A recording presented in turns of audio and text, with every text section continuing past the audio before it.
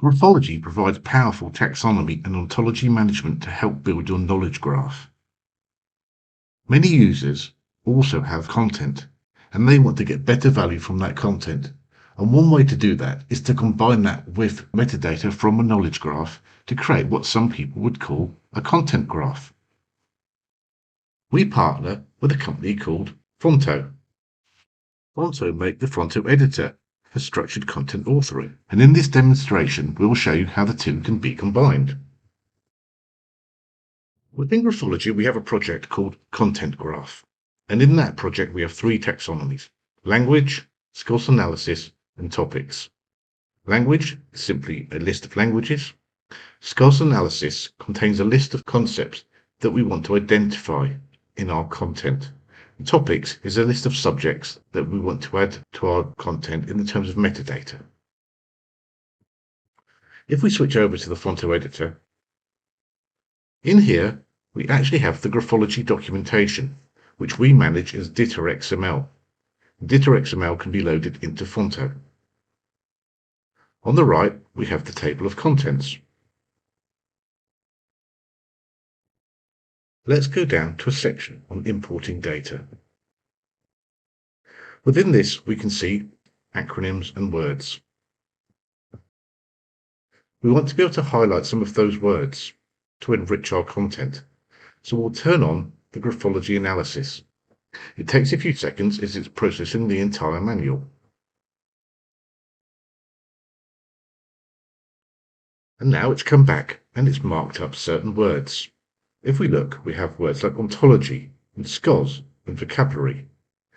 And if we switch back to our SCOS analysis concept scheme, we can see that those terms occur in our taxonomy. What has happened is that Fonto has sent this text to the Graphology API, which has processed it and sent back the annotation information.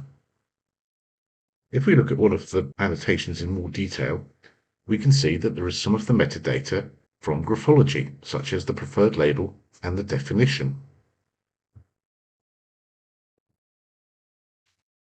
Additional annotations can be added as we type text. Let's just look at the markup underneath. If we look at our concept scheme example, we can see that there is no actual markup.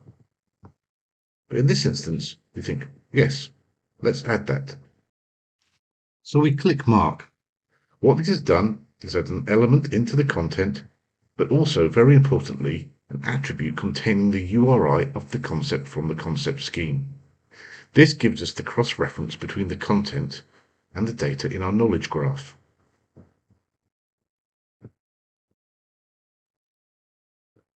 We have another panel on the right.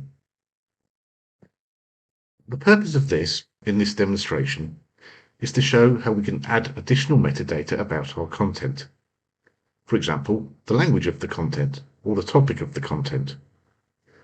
Let's start by adding language. We can see here a set of suggested languages as we type, and these are actually coming from our language taxonomy. This is being processed on the fly as we type. Let's select English. We want to add a topic. Well, this is about import. And here we have a suggestion, again, from our topic taxonomy called import. So we'll select that one. Let's go to another section of the document. This time it's integration. And let's add some metadata for this. Well, we start to type integration and we can see that nothing is coming back. We can see from our taxonomy that we only have three possible suggestions at all: import, export, and concept schemes. So let's make a suggestion, integration, and send this to Graphology. If we now go back to Graphology and go to our topics taxonomy, we can see that we have the new suggestion added directly into Graphology. The general process now would be that the taxonomist would review these suggestions and, if they're valid, add them into the taxonomy, which would then make them available.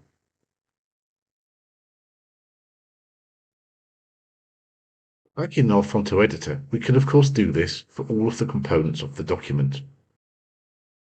We have seen just a few examples of what is possible when combining Graphology and Fonto. There is no real limit to what is possible, and a solution can become as sophisticated as your use case requires. If you'd like to know more, get in touch.